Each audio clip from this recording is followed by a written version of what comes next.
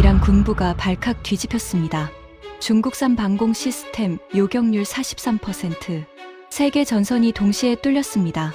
그런데 같은 전장에서 한국산 장비를 운용한 구역만 피해가 사실상 제로였습니다. 이란 수뇌부에 소문이 퍼지기 시작했습니다. 한국만은 절대 건드리지 마라. 미국에도 대항하는 이란이 한국의 겁을 먹다니요. 이란 외무부 극비 보고서에 담긴 충격적인 진실. 지금부터 그 전말을 공개합니다. 시작하기 전 구독과 좋아요, 그리고 대한민국 파이팅 댓글로 한국을 응원해주세요.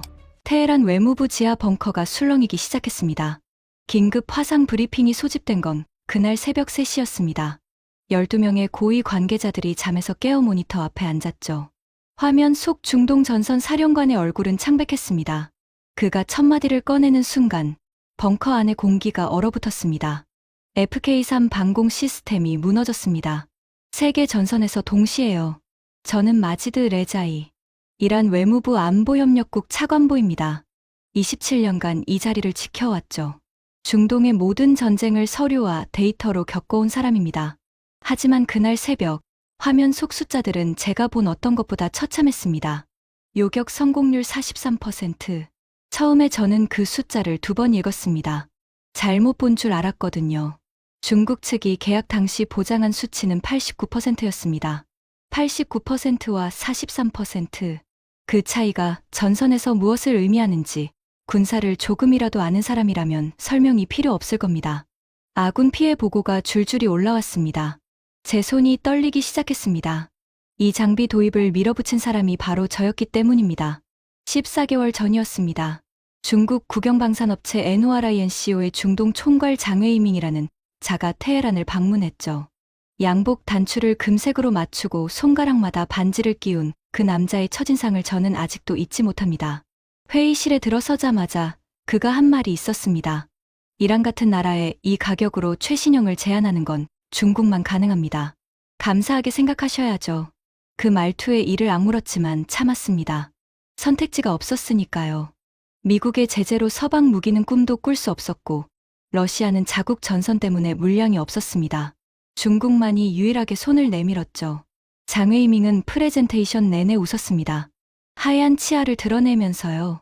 화면에 띄운 시뮬레이션 영상에서 FK3는 날아오는 미사일을 백발백중으로 요격했습니다.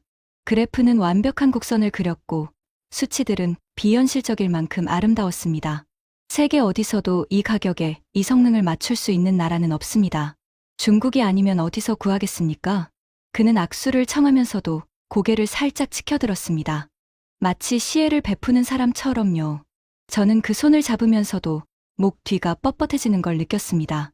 하지만 다른 선택이 없었습니다. 계약서에 서명했습니다. 그리고 14개월이 지난 지금 그 아름다운 그래프와 시뮬레이션 영상은 전선에서 산산조각이 나 있었습니다. 장웨이밍에게 연결해. 지금 당장. 저는 전화를 걸었습니다.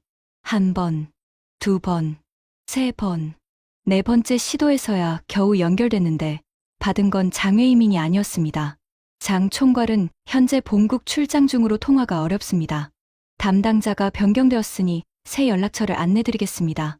새 담당자에게 전화했습니다. 받지 않았습니다. 다음 날도 그 다음 날도 마찬가지였죠. 기술 지원팀도 사라졌습니다.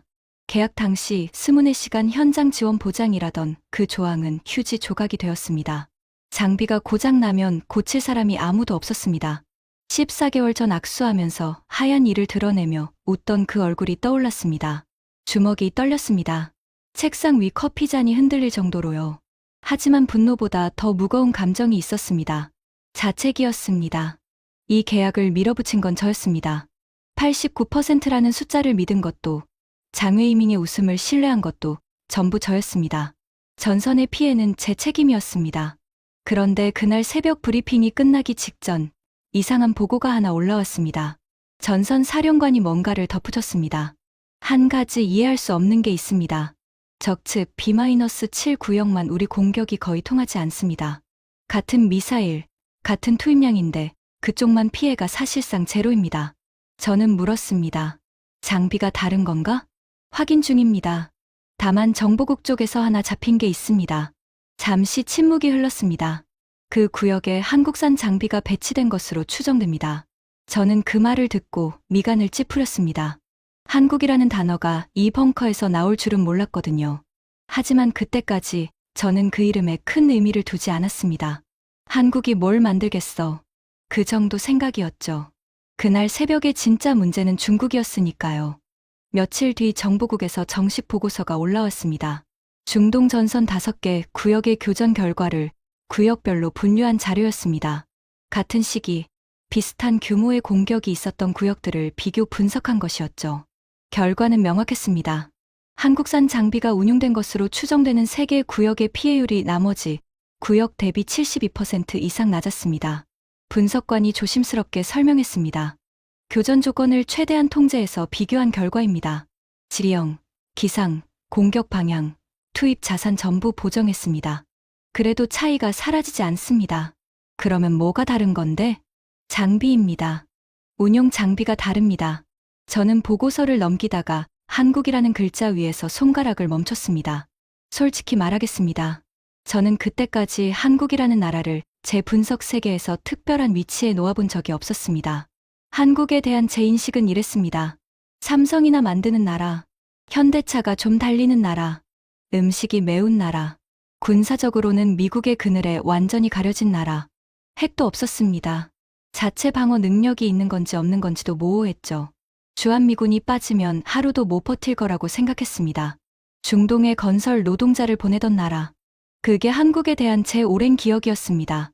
아버지 세대의 이란의 건설 현장에서 한국인들을 본 이야기를 들은 적이 있었죠. 먼지투성이 작업복을 입고 떼약볕 아래서 시멘트를 나르던 사람들. 그 이미지가 수십 년째 굳어 있었습니다. 그런 나라가 무기를 만든다고요? 그것도 전장에서 통하는 무기를? 저는 코웃음을 쳤습니다. 이건 데이터 오류일 가능성이 높아. 표본이 충분하지 않거나 다른 변수를 놓친 거야. 보고서를 옆으로 밀어놓았습니다. 그날 오후 군부 연락관인 카셈 모사비 장군과의 정기회의가 있었습니다. 카셈 장군은 혁명수비대 출신으로 이란 군부에서 가장 강경한 인물 중 하나였습니다. 덩치가 산만했고 목소리는 회의실 벽을 울렸죠. 그는 늘 자신의 군 경력을 과시했고 외교관인 저를 은근히 깔보는 태도를 숨기지 않았습니다. FK3 문제에 대한 논의 중 제가 한국산 장비 관련 보고를 슬쩍 언급했습니다. 정보 공유 차원이었죠. 카셈 장군의 반응은 예상대로였습니다. 차관보. 그가 제 직함을 부르는 방식부터가 거슬렸습니다. 마치 아랫사람에게 하드턱을 치켜들면서요. 한국 따위에 시간 쓸 여유가 있습니까? 그 나라 군대는 미국이 리모컨으로 조종하는 장난감입니다. 한국이 단독으로 뭘 할 수 있다고 생각합니까? 그는 코를 훌쩍이며 웃었습니다. 우리는 미국을 상대하고 있습니다. 이스라엘을 상대하고 있습니다. 한국 걱정은 삼성 전화기 걱정하는 거하고 같은 수준 아닙니까? 회의실에 있던 다른 관계자들이 킥킥거렸습니다. 저도 속으로 동의했습니다. 카셈 장군의 말이 맞다고 생각했죠. 맞습니다. 더 급한 문제가 있으니 넘어가겠습니다. 하지만 그날 밤이었습니다. 퇴근 후 자택 서재에 앉아 위스키 한 잔을 기울이면서도 그 숫자가 머릿속에서 지워지지 않았습니다. 72%. 같은 전장, 같은 공격, 같은 조건. 그런데 한쪽만 피해가 72% 적다. 그게 장비 하나 때문이라고? 분석관으로서 27년을 살아온 직감이 조용히 경고하고 있었습니다. 이건 무시할 수 있는 숫자가 아니라고요. 하지만 그날 밤에 저는 아직 그 경고를 받아들일 준비가 되지 않았습니다. 일주일이 지났습니다. 상황은 나아지기는커녕 더 악화되었습니다. FK3의 문제는 단순한 성능 저하가 아니었습니다. 시스템 자체가 중동의 기후에 맞지 않았던 겁니다. 50도를 넘나드는 낮 기온의 센서가 오작동했고 사막먼지가 레이더 수신부를 먹어 들어갔습니다. 밤에는 급격한 온도 차이로 회로 기판에 결로가 생겼죠. 전선 3곳에서 동시다발적으로 시스템 오류 보고가 올라왔습니다. 두 번째 전선에서는 아예 장비가 멈춰버렸습니다. 재부팅에만 47분이 걸렸다는 보고였죠. 전쟁터에서 47분은 영원과 같은 시간입니다. 저는 장웨이밍에게 마지막으로 연락을 시도했습니다. 이번에는 NORINCO 본사 대표 번호로 직접 걸었습니다. 장웨이밍 총괄과 통화하고 싶습니다. 이란 외무부 차관보 마지드 레자이입니다. 상대방이 잠시 머뭇거렸습니다. 장 총괄은 더 이상 중동 업무를 담당하지 않습니다. 새로운 담당자를 배정해 드리겠습니다. 새 담당자요? 지난번에도 같은 말을 들었는데 아무도 연락을 안 줬습니다. 죄송합니다. 확인 후 연락드리겠습니다. 연락은 오지 않았습니다. 14개월 전 테헤란 회의실에서 금세 커프스 단추를 번쩍이며 감사하게 생각하셔야죠 라고 말하던 그 남자는 우리가 가장 필요로 하는 순간에 증발해 버렸습니다. 돈은 전부 받아갔으면서요. 분노가 치밀었습니다. 하지만 분노만으로 전선의 구멍을 메울 수는 없었습니다. 긴급 대안 모색회의가 소집됐습니다. 저를 포함해 외무부, 군부, 정보국 핵심 인사 8명이 모였습니다. 대안을 논의하겠습니다. 현재 FK3 대체 가능한 방공 체계를 긴급 도입할 수 있는 경로를 찾아야 합니다. 카셈 장군이 먼저 입을 열었습니다. 미국 패트리어트를 구할 수 있는 경로는 없습니까? 외교 라인 담당이 고개를 저었습니다. 제재 중입니다. 미국은 우리에게 군용 볼펜 하나 팔지 않습니다. 유럽은 프랑스, 독일 전부 제재에 동참하고 있습니다. 비공식 채널도 닫혀 있습니다.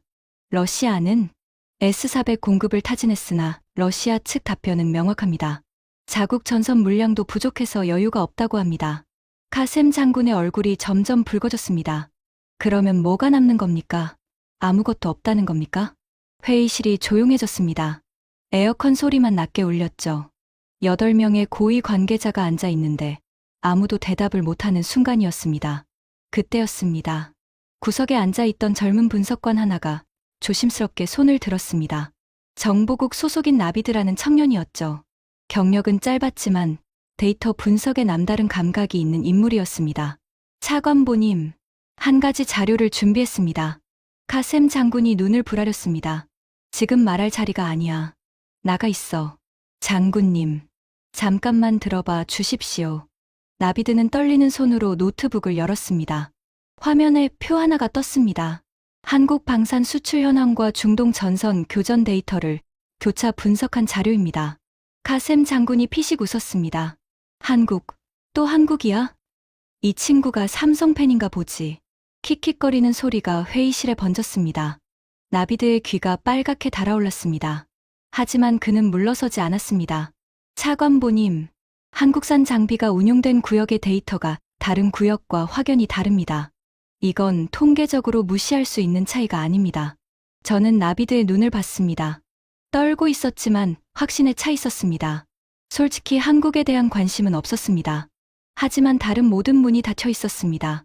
미국은 안 팔고, 유럽은 안 팔고, 러시아는 못 팔고, 중국은 도망갔습니다. 막다른 골목이었습니다. 보여줘. 카셈 장군이 불쾌한 표정으로 팔짱을 꼈습니다. 하지만 저는 신경 쓰지 않았습니다. 나비드가 화면을 넘겼습니다. 그래프와 숫자들이 나타났습니다. 그 순간 저는 느꼈습니다. 뭔가 익숙하지 않은 영역으로 발을 들이밀고 있다는 감각이었죠. 불편했습니다. 한국 따위에 시간을 쓴다는 것 자체가요. 하지만 전선에서는 사람이 죽고 있었습니다. 자존심이 생명보다 중요할 수는 없었습니다. 전부 보여줘. 한국에 대해 알 수 있는 건 전부 다. 나비드가 고개를 끄덕였습니다. 그때까지 저는 몰랐습니다. 그 파일을 여는 순간 제가 27년간 쌓아온 세계관이 송두리째 무너지기 시작할 거라는 것을, 그리고 몇 주 뒤 이란 군부 역사상 가장 이례적인 보고서를 제 손으로 직접 작성하게 될 거라는 것을. 한국만은 절대 건드리지 마라. 그 문장은 아직 제 머릿속에 존재하지 않았습니다. 하지만 그것을 향한 첫걸음은 바로 그 순간 시작되고 있었습니다. 나비드가 준비한 자료는 생각보다 방대했습니다. 그 청년은 밤을 새워 만든 게 분명했습니다. 눈 밑에 다크서클이 내려앉아 있었고 셔츠 소매에는 커피 얼룩이 묻어 있었죠. 하지만 화면에 띄운 데이터는 놀라울 만큼 정교했습니다. 먼저 전체 그림부터 보여드리겠습니다. 첫 번째 화면. 한국 방산 수출 추이 그래프였습니다. 저는 그래프를 보는 순간 눈을 의심했습니다. 곡선이 거의 수직이었거든요. 불과 5년 전만 해도 바닥을 기던 선이 어느 시점부터 로켓처럼 솟구쳐 있었습니다. 한국의 글로벌 방산 수출 규모가 18조 원을 돌파했습니다. 세계 방산 수출 순위 4위권에 진입했습니다. 카셈 장군이 팔짱을 낀 채 콧방귀를 뀌었습니다. 그래서 18조 원이면 미국 로키드 마틴 한 회사 매출에도 못 미치는 거 아닌가? 맞습니다, 장군님. 절대 금액으로 보면 그렇습니다. 나비드가 차분하게 화면을 넘겼습니다. 하지만 증가 속도를 보셔야 합니다. 한국은 5년 만에 방산 수출을 7배 이상 끌어올렸습니다. 이 속도는 현재 세계 어떤 나라도 따라잡지 못하고 있습니다. 저는 7배라는 숫자에 잠시 계산을 멈췄습니다. 5년에 7배, 매년 2배 가까이 성장한 셈이었죠. 다음입니다. 한국 무기를 도입한 국가 목록입니다. 화면에 세계 지도가 떴습니다. 한국 방산 도입국이 붉은 점으로 표시되어 있었죠. 점이 17개였습니다. 현재 한국산 무기 체계를 도입했거나 계약을 체결한 국가는 17개국입니다. 저는 그 점들의 위치를 하나씩 확인했습니다. 그리고 등줄기가 서늘해졌습니다. UAE, 사우디, 이라크, 이집트, 폴란드, 노르웨이, 에스토니아, 호주, 인도. 이 나라들의 공통점이 뭔지 아십니까? 전부 우리의 적대국이거나 적대국의 동맹이었습니다. 차관보님, 보이십니까? 나비드의 목소리가 낮아졌습니다. 한국 무기를 운용하는 17개국 중 14개국이 이란과 직접적 또는 간접적 대립 관계에 있습니다. 우리 주변이 한국 무기로 둘러싸이고 있는 겁니다. 회의실이 조용해졌습니다. 카셈 장군도 입을 다물었습니다. 비웃음은 사라졌고 대신 미간에 주름이 잡혔습니다. 다음으로 개별 무기 체계를 보겠습니다. K9 자주포 데이터가 화면에 떴습니다. K9 자주포, 세계 자주포 시장 점유율 60%를 넘겼습니다. 저는 그 숫자를 2번 읽었습니다. 60%. 한 나라가 시장의 절반 이상을? 네. 사실상 글로벌 표준이 되었다는 뜻입니다. 경쟁자들이 한국과 싸우는 게 아니라 한국을 따라잡으려고 노력하는 구조가 된 겁니다. 카셈 장군이 처음으로 질문을 던졌습니다. 그게 왜 우리한테 문제가 되는 건데? 나비드가 지도를 다시 띄웠습니다. K9을 운용하는 국가 목록을 보십시오. 이집트, 에스토니아, 핀란드, 인도, 노르웨이, 폴란드, 터키. 전부 우리 주변이거나 우리와 대립하는 축의 국가들입니다. 이 나라들이 공통된 화력 체계를 갖추고 있다는 건 유사시 연합작전에서 호환성이 극대화된다는 뜻입니다. 저는 그 말의 무게를 천천히 씹었습니다. 같은 무기, 같은 탄약, 같은 정비 체계. 전쟁에서 이것이 의미하는 바는 명확했습니다. 글로벌 파이어파워 군사력 순위도 확인해 보겠습니다. 화면에 순위표가 떴습니다. 대한민국 세계 5위. 핵무기 없이 재래식 전력만으로 5위입니다. 카셈 장군이 의자에서 살짝 몸을 앞으로 기울였습니다. 아까까지의 비웃음은 온데간데 없었습니다. 저는 속으로 중얼거렸습니다. 핵도 없이 5위라고. 이건 측정 기준에 문제가 있는 거 아닌가? 하지만 입 밖으로 꺼내지는 못했습니다. 숫자들이 너무 일관되게 같은 방향을 가리키고 있었으니까요. 나비드가 자료를 정리하며 말했습니다. 정리하겠습니다. 한국은 현재 세계 방산 수출 4위권, 군사력 5위, 자주포 시장 점유율 60% 이상, 그리고 도입국 17개국 중 14개국이 우리와 대립 관계입니다. 잠시 침묵이 흘렀습니다. 카셈 장군이 팔짱을 풀었습니다. 그것은 작은 변화처럼 보였지만 제가 그를 알아온 세월 동안 한 번도 본 적 없는 동작이었습니다. 계속해. 비웃음도 조롱도 없는 두 글자였습니다. Chapter 5 두 번째 충격 납기의 비밀. 나비드가 다음 자료를 열었습니다. 이제부터가 진짜입니다. 숫자보다 중요한 게 구조입니다. 화면에 비교표가 하나 떴습니다. 세계 주요 방산 국가들의 계약 후 초도 납품까지 평균 기간을 정리한 자료였죠. 독일 4년에서 6년, 프랑스 3년에서 5년, 미국 동맹국 한정으로 2년에서 3년. 저는 각 나라의 숫자를 확인하고 고개를 끄덕였습니다. 방산은 원래 그렇습니다. 무기라는 건 주문 제작 수준의 고도 기술 산업이니까요. 3년, 4년은 빠른 편에 속했습니다. 그리고 한국한에 눈이 갔습니다. 18개월 이내, 일부 품목 즉시 공급 가능. 이 숫자가 맞습니까? 제 목소리가 의도치 않게 높아졌습니다. 나비드가 고개를 끄덕였습니다. 검증된 수치입니다. 가장 유명한 사례를 보여드리겠습니다. 화면이 바뀌었습니다. 폴란드 국기가 떴습니다. 폴란드입니다. 러시아의 위협이 코앞까지 다가온 상황에서 긴급 군비 확충이 필요했죠. 처음에 폴란드는 같은 유럽인 독일에 전차를 주문했습니다. 레오파르트 EH-1 나토의 표준 전차죠. 그런데 독일이 납품 기한을 계속 늦췄습니다. 생산 라인 문제, 부품 수급 지연, 일정 재조정. 이유는 매번 달랐지만 결과는 같았습니다. 전차가 오지 않았습니다. 카셈 장군이 코웃음을 쳤습니다. 하지만 이번에는 한국을 향한 것이 아니었습니다. 독일이 그 꼴이라니. 그래서 폴란드는 한국으로 눈을 돌렸습니다. K2 전차, K9 자주포, FA-50 경공격기. 패키지 계약 규모가 24조 원입니다. 24조 원. 단일 국가 방산 계약으로는 최근 기록 중 최대 규모에 속하는 금액이었습니다. 그리고 한국의 K2 전차가 폴란드에 도착한 시점은 독일 레오파르트보다 빨랐습니다.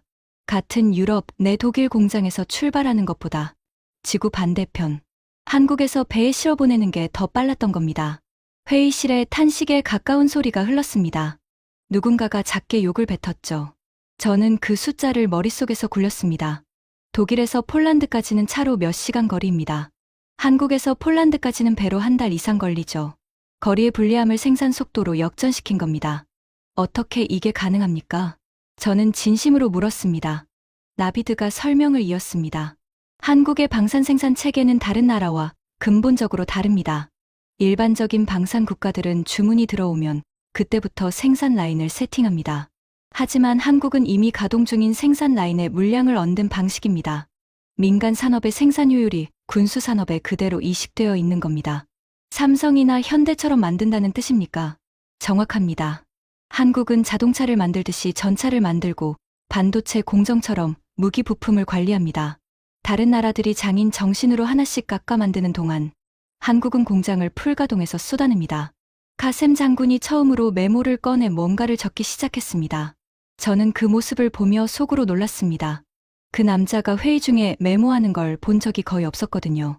하지만 납기 속도만으로는 설명이 부족했습니다. 빠르기만 하고 품질이 떨어지면 의미가 없으니까요. 품질은 어떻습니까? 빠르다는 건 알겠는데 급하게 만들면 부실하지 않겠습니까? 나비드가 고개를 저었습니다. 그게 이해가 안 되는 부분입니다. 한국은 빠르면서 싸면서 품질까지 좋습니다. 통상적인 방산 논리로는 이 세 가지가 동시에 성립하지 않습니다. 가격 대비 성능이 어느 정도인데 나비드가 비교 차트를 띄웠습니다. 동급 성능 기준으로 한국산은 유럽산 대비 40%에서 60% 수준의 가격입니다. 미국산과 비교하면 격차가 더 벌어집니다. 저는 숨을 한번 크게 들이쉬었습니다. 빠르고 싸고 성능도 좋다. 이 세 가지를 동시에 갖춘 공급자가 나타나면 시장은 어떻게 될까요? 답은 뻔했습니다. 전부 그쪽으로 쏠립니다. 거기에 한 가지가 더 있습니다. 나비드의 목소리가 낮아졌습니다. 한국은 무기만 팔지 않습니다. 기술 이전을 해줍니다. 현지 생산을 허용합니다. 유지 보수 체계까지 패키지로 묶어서 넘깁니다. 저는 그 말을 듣고 잠시 생각에 잠겼습니다. 일반적인 무기 거래는 물건을 팔고 끝입니다. 사후 관리, 추가 비용이죠. 기술 이전, 꿈도 꾸지 마십시오. 미국은 절대 핵심 기술을 넘기지 않습니다. 유럽도 마찬가지입니다. 고기를 파는 게 아니라 낚시를 가르쳐주는 방식입니다. 그런데 한국은 그걸 해준다? 이걸 왜 해주는 겁니까? 기술을 넘기면 나중에 그 나라가 직접 만들 수 있게 되잖아요. 자기 시장을 스스로 죽이는 거 아닙니까? 나비드가 고개를 저었습니다. 반대입니다. 한번 한국 기술이 그 나라 방어 체계에 뿌리를 내리면 이후의 업그레이드, 부품 공급, 차세대 장비 전부 한국에 묶이게 됩니다. 단기 이익을 포기하는 대신 장기적으로 빠져나올 수 없는 구조를 만드는 겁니다. 저는 그 순간 등 뒤로 찬 기운이 스치는 것을 느꼈습니다. 이건 무기 판매가 아니었습니다. 그 나라의 방어 체계 자체를 한국 시스템으로 교체하는 것이었습니다. 한번 들어가면 빼낼 수 없는 구조. 마치 뿌리를 내리는 식물처럼요. 카셈 장군이 펜을 내려놓고 저를 봤습니다. 아까와는 완전히 다른 눈이었습니다. 차관보, 이거 좀 심각한 거 아닌가? 저는 천천히 고개를 끄덕였습니다. 네, 심각합니다. 하지만 진짜 심각한 건 아직 시작도 하지 않았습니다. 나비드에게 추가 분석을 지시한 건 그 회의 직후였습니다. 중동 전선 교전 데이터를 전부 뽑아 한국산 장비가 운용된 구역과 아닌 구역을 비교할 수 있는 케이스를 최대한 많이 찾아 3일 뒤 나비드가 두꺼운 파일을 들고 제 사무실에 나타났습니다. 눈이 충혈되어 있었고 면도도 하지 않은 상태였죠. 하지만 표정에는 뭔가를 찾아냈다는 확신이 서려 있었습니다. 비교 가능한 교전 사례를 8건 추출했습니다. 그중 조건 통제가 가장 완벽한 3건을 중심으로 보고드리겠습니다. 첫 번째 사례였습니다. 남부 전선 D4 구역과 D7 구역입니다. 두 구역은 직선거리로 34km 떨어져 있습니다. 같은 날, 같은 시간대에 거의 동일한 규모의 미사일 공격을 받았습니다. 결과는 D4 구역, 중국산 방공 체계 운용, 요격 성공률 38%, 아군 피해 상당합니다. 나비드가 잠시 숨을 고른 뒤 말을 이었습니다. D7 구역, 적 측이 한국산 장비를 운용한 것으로 추정되는 구역입니다. 우리 미사일의 목표 도달률이 11%까지 떨어졌습니다. 11%? 네. 89%가 요격당한 것으로 분석됩니다. 저는 의자 등받이에 몸을 기대며 천장을 올려다봤습니다. 38%와 89%. 같은 하늘 아래, 같은 미사일이 같은 시간에 날아갔는데 한쪽은 뚫리고 한쪽은 막혔습니다. 두 번째 사례입니다. 완전히 다른 전선이었습니다. 동부 해안 지역, 지형도 기후도 달랐고 공격 방식도 드론과 순항 미사일이 혼합된 복합 공격이었습니다. E-2 구역, 러시아제 장비 운용, 요격률 52%, E-5 구역, 한국산 장비 추정, 요격률 추정 87%. 세 번째 사례는 북서부 산악 지역이었습니다. 고도가 높아 레이더 환경이 완전히 달랐고 적어도 침투 방식의 공격이었습니다. F1 구역, 중국산, 요격률 41%, F3 구역, 한국산 추정, 요격률 추정 93%. 나비드가 세 사례를 하나의 표로 정리해서 보여줬습니다. 3번, 3개의 다른 전선, 3개의 다른 환경, 3개의 다른 공격 방식. 하지만 결과는 전부 같은 방향이었습니다. 저는 조용히 말했습니다. 3번이면 우연이 아니다. 나비드가 고개를 끄덕였습니다. 통계적으로 유의미한 차이입니다. 환경 변수를 전부 보정해도 결론은 동일합니다. 카셈 장군에게 이 결과를 보고한 건 그날 오후였습니다. 장군의 반응은 제가 예상한 것과 달랐습니다. 비웃음도 반박도 없었습니다. 그는 표를 한참 동안 들여다보더니 한 가지만 물었습니다. 이 데이터를 틀렸다고 반박할 수 있는 근거가 있나? 나비드가 대답했습니다. 현재까지는 없습니다. 장군이 표를 내려놓았습니다. 그리고 창밖을 바라보며 말했습니다. 한국산 장비를 쓰는 쪽은 우리 공격이 안 통한다는 얘기 아닌가? 네, 그렇습니다. 장군의 턱 근육이 움직였습니다. 이를 악물고 있었던 겁니다. 계속 조사해. 더 깊이. 그 두 마디가 떨어지는 순간 저는 알았습니다. 카셈 모사비, 이란 군부에서 가장 강경하고 가장 오만하던 그 남자가 처음으로 불안을 느끼고 있다는 것을. 그 무렵 현지 정보원으로부터 별도의 보고가 하나 더 올라왔습니다.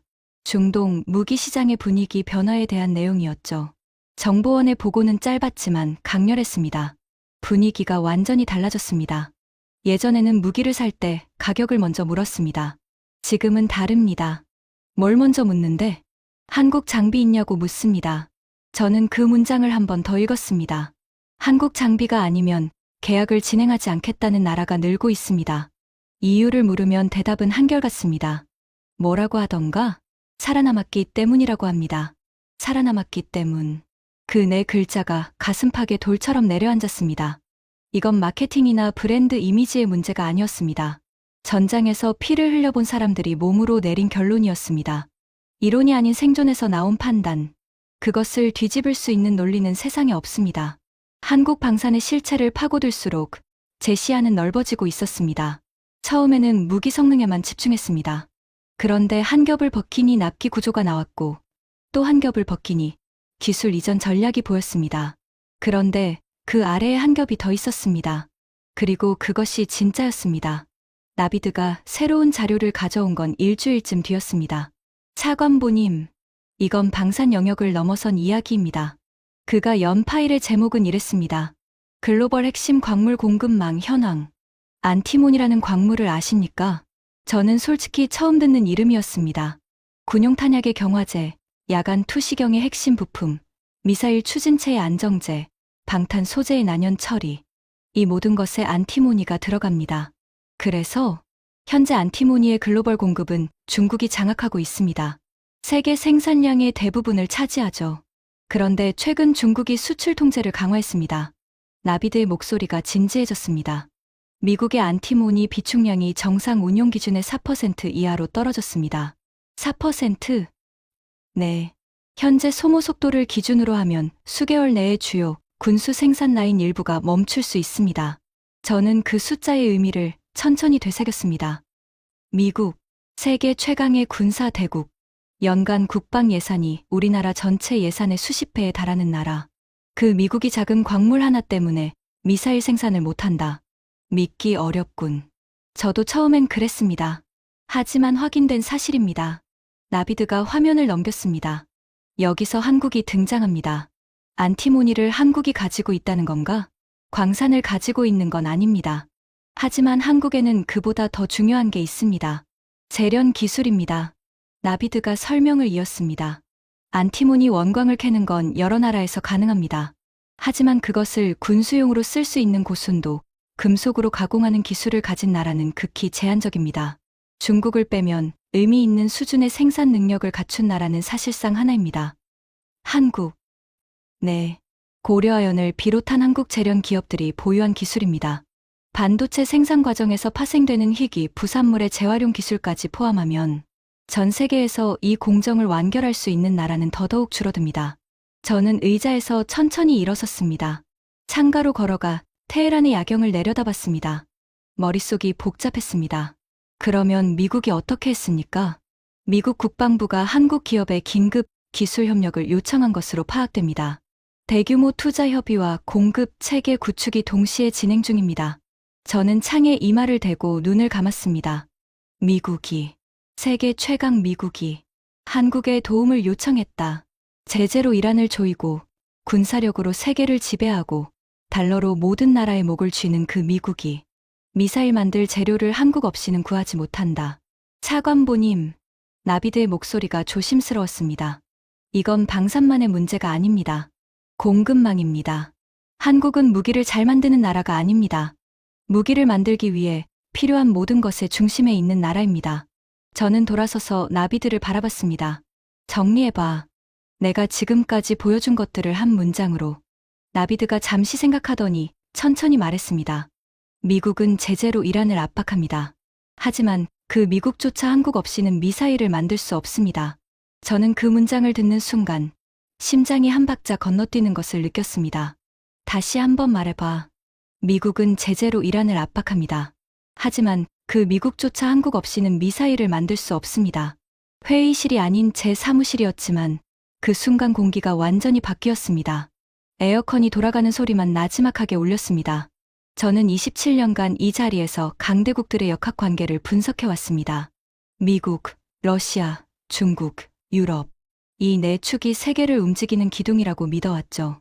그런데 그 기둥들의 밑바닥을 눈에 보이지 않는 곳에서 한국이라는 나라가 조용히 떠받치고 있었습니다. 이건 무기의 문제가 아니었습니다. 이건 세계 질서의 문제였습니다. 카셈 장군에게 보고하러 가는 길, 복도를 걸으면서 저는 다리가 무거워지는 것을 느꼈습니다. 27년간 한 번도 흔들리지 않았던 제 세계관이 걸음을 옮길 때마다 금이 가고 있었습니다. 장군은 보고를 들은 뒤 한참을 말이 없었습니다. 그리고 처음으로 제가 알아온 그 오만하고 거친 남자의 입에서 이런 말이 나왔습니다. 계속하시오. 존댓말이었습니다. 카셈 장군이 저에게 존댓말을 쓴 것은 그때가 처음이었습니다. 그날 이후 저는 잠을 제대로 잘 수 없었습니다. 새벽마다 눈이 떠졌고 눈이 뜨는 순간 머릿속에서 같은 질문이 맴돌았습니다. 어떻게, 이 나라가 어떻게 여기까지 온 거지? 현재의 숫자만으로는 설명이 되지 않았습니다. 18조 원의 수출, 17개국 도입, 60%의 점유율, 18개월의 납기. 이 모든 것이 하루아침에 만들어진 게 아닐 텐데 그 출발점이 어디인지가 보이지 않았습니다. 저는 방향을 바꿨습니다. 현재가 아닌 과거로 한국이라는 나라의 시작점을 찾기로 했습니다. 아카이브 데이터를 불러오는데 시간이 좀 걸렸습니다. 오래된 자료들은 디지털화가 안 된 것도 있었고 이란과 한국의 직접적인 교류 기록은 극히 제한적이었습니다. 다른 나라들의 정보, 공유 기록을 통해 간접적으로 확인해야 하는 것들도 있었죠. 그렇게 한참을 뒤지다 화면에 올라온 데이터를 보는 순간 저는 모니터 앞에서 굳어버렸습니다. 수십 년 전 한국의 수치였습니다. 1인당 국민소득, 세계 최하위권, 자체 무기 생산 능력, 사실상 제로, 방산 수출 규모, 제로, 핵심 산업 기반, 거의 없음. 어떤 항목은 아예 해당 없음으로 표기돼 있었습니다. 저는 2번 확인했습니다. 지금 제가 분석하고 있는 그 한국이 맞는지. 방산 수출 4위, 군사력 5위, 자주포 시장 60% 장악. 그 나라와 이 데이터가 같은 나라라는 게 도저히 믿기지 않았습니다.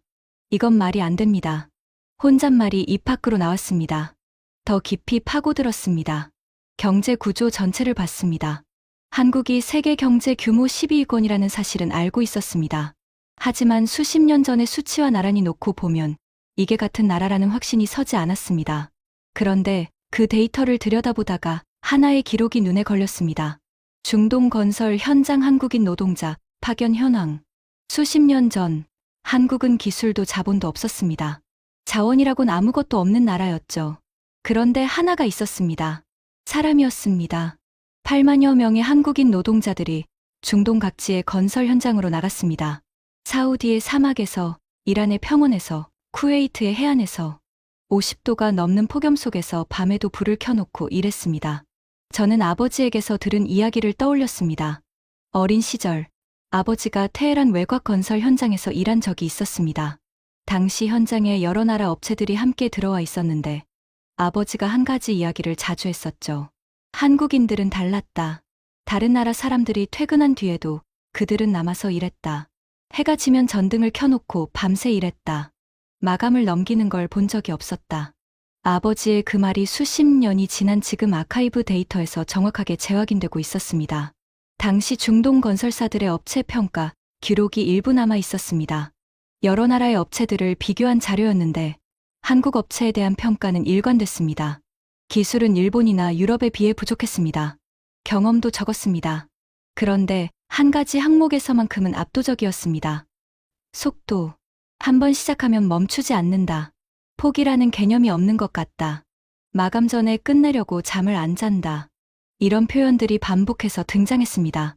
저는 그 기록을 읽다가 묘한 기시감에 사로잡혔습니다. 어딘가에서 본 것 같은 단어들이었습니다. 속도, 납기, 마감을 넘기지 않는다. 그리고 깨달았습니다. 한국 방산계약에서 반복해서 등장하던 바로 그 단어들이었습니다. 저는 2개의 기록을 나란히 펼쳐놓았습니다. 왼쪽에는 수십 년 전 중동건설 현장평가 기록, 오른쪽에는 현재 방산시장에서의 한국 특성 분석. 형태는 달랐습니다. 과거에는 사람의 노동으로 표현됐고 현재에는 생산 능력과 납기 속도로 표현되고 있었습니다. 건설 노동자가 전차 생산 라인으로 바뀌었고 시멘트를 나르던 손이 정밀 무기를 조립하는 손으로 바뀌었습니다. 하지만 밑바닥에 흐르는 것은 같았습니다. 빠르게, 멈추지 않고, 끝까지. 저는 거기에 또 하나의 기록을 더 올려놓았습니다. 한국이 경제 위기를 겪었을 때의 기록이었습니다. 기업이 무너지고 실업자가 거리로 쏟아지던 그 시기에 수백만 명의 한국 시민들이 자발적으로 금을 모아 나라해냈습니다. 금반지, 금목걸이, 결혼 예물까지 내놓은 사람들이 있었습니다. 저는 그 기록을 읽으면서 이해할 수 없었습니다. 국가가 강제한 것이 아니었습니다. 자발적이었습니다. 개인의 재산을 나라를 살리기 위해 스스로 내놓는다. 이란에서는 상상하기 어려운 일이었습니다. 미국에서도 마찬가지일 겁니다. 유럽에서도요. 그런데 한국에서는 그것이 실제로 일어났습니다. 세계의 기록이 하나의 선으로 이어졌습니다. 50도 폭염 속에서 밤에도 불을 켜놓고 일하던 노동자들. 나라가 위기에 빠지자 금을 들고 나온 수백만 명. 지금 세계 방산시장에서 납기 속도와 시스템 공급으로 판을 뒤흔들고 있는 구조. 서로 다른 시대, 서로 다른 분야의 이야기였습니다. 그런데 전부 같은 것을 가리키고 있었습니다. 이 나라는 개인이 따로 움직이는 나라가 아니었습니다. 국가와 기업과 국민이 위기 앞에서 하나의 방향으로 수렴하는 구조를 가진 나라였습니다. 저는 의자에 깊이 등을 기대고 천장을 올려다봤습니다. 사무실의 형광등이 희미하게 깜빡이고 있었습니다. 그들은 처음부터 강했던 게 아니었습니다. 아무것도 없었습니다. 자원도, 기술도, 자본도 없었습니다. 그런데 해냈습니다. 처음부터 강했기 때문이 아니라 강해질 때까지 멈추지 않았기 때문이었습니다. 저는 그때 처음으로 한국이라는 나라에 대해 분석 이상의 무언가를 느꼈습니다. 무엇이라 정확하게 이름 붙일 수는 없었습니다. 하지만 분명한 건 하나였습니다. 이 나라는 단순한 방산 강국이 아니었습니다. 이 나라는 위기를 먹고 자라는 나라였습니다. 그리고 저는 27년 경력의 외교관으로서 처음으로 한 나라를 분석하면서 가슴이 뛰는 것을 느꼈습니다. 경외. 그것이 제가 느낀 감정의 이름이었습니다. 나비드가 조심스럽게 물었습니다. 차관보님, 보고서를 어떤 방향으로 작성할까요? 저는 잠시 생각했습니다. 그리고 대답했습니다. 사실만 써. 꾸미지 마. 이 데이터들이 스스로 말하게 해. 하지만 속으로는 이미 알고 있었습니다.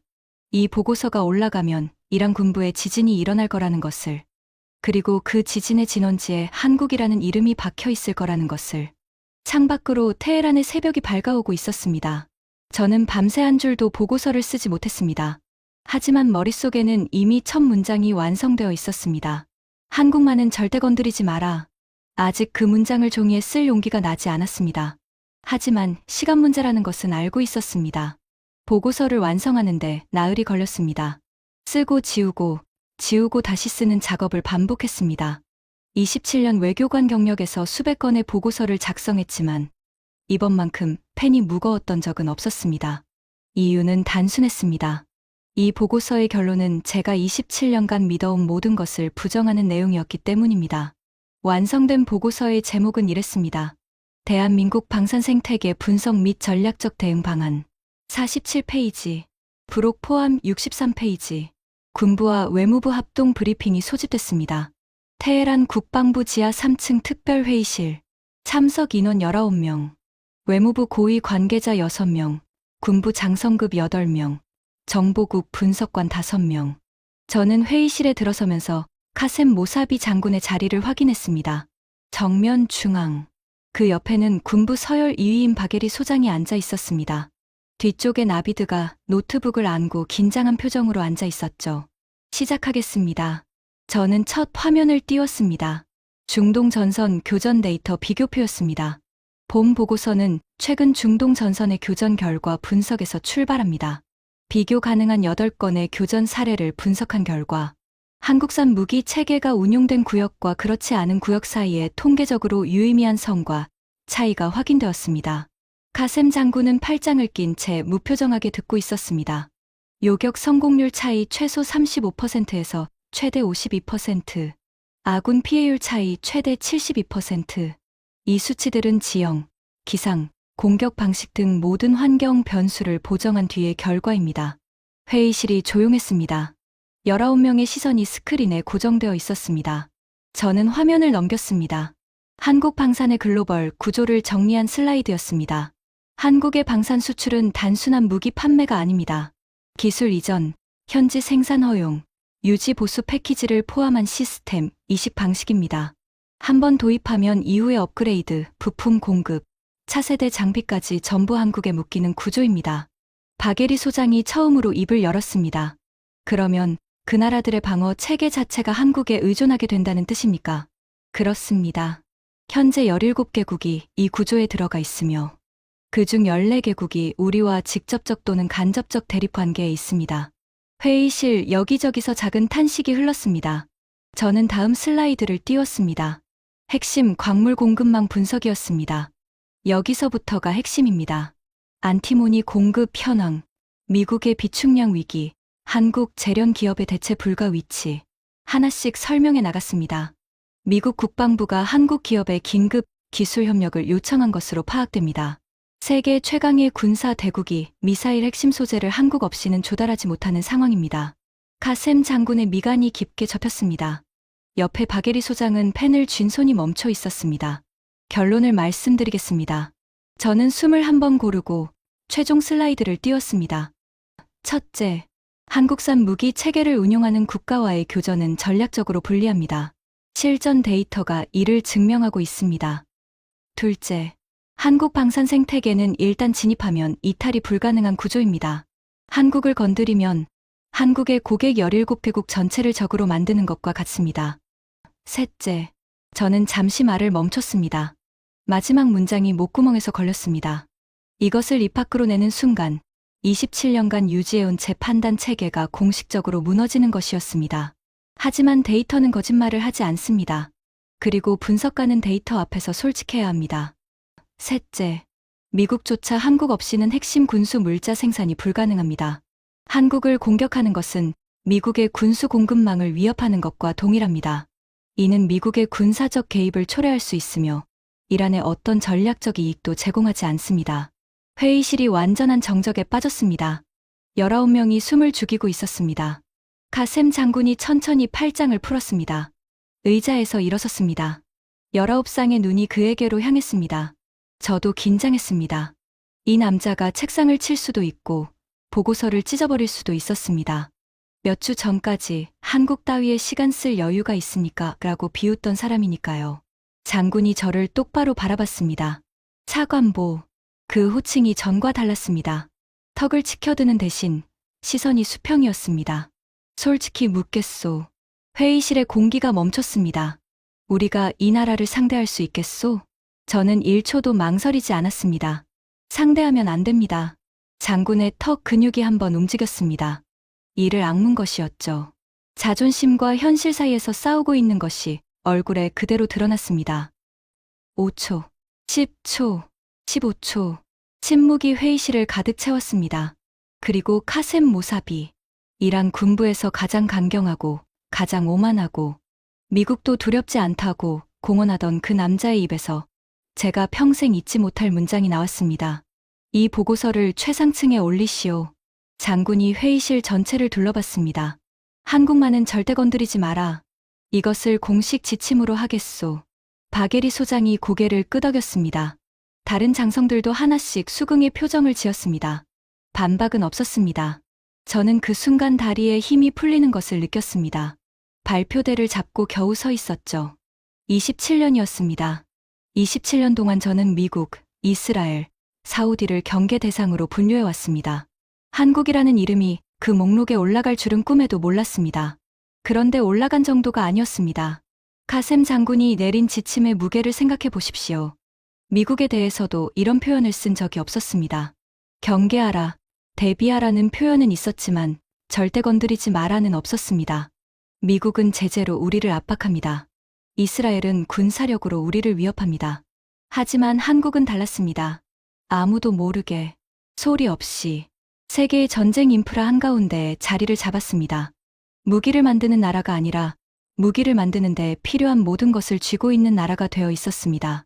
우리가 그것을 깨달았을 때는 이미 늦었습니다. 회의가 끝난 뒤쪽에 앉아있던 나비드가 다가왔습니다. 그 청년의 눈가가 붉었습니다. 차관보님, 해냈습니다. 저는 나비드의 어깨를 한번 두드렸습니다. 내가 해낸 거야. 그 청년이 밤을 새워 만든 데이터가 아니었다면 이 보고서는 존재하지 않았을 겁니다. 카셈 장군의 비웃음 앞에서도 물러서지 않았던 그 용기가 아니었다면 우리는 여전히 한국을 삼성이나 만드는 나라로 알고 있었을 겁니다. 보고서가 최상층에 올라간 뒤 며칠이 지났습니다.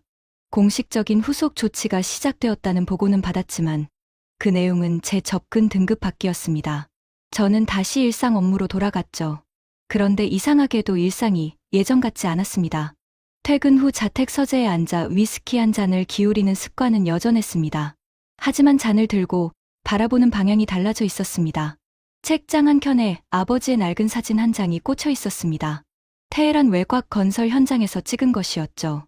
아버지 옆에 한국인 노동자 2명이 서 있었습니다. 먼지투성이 작업복을 입고 얼굴이 햇볕에 그을려 있었지만 카메라를 향해 웃고 있었습니다. 수십 년 전의 사진이었습니다. 저는 그 사진을 꺼내 책상 위에 놓았습니다.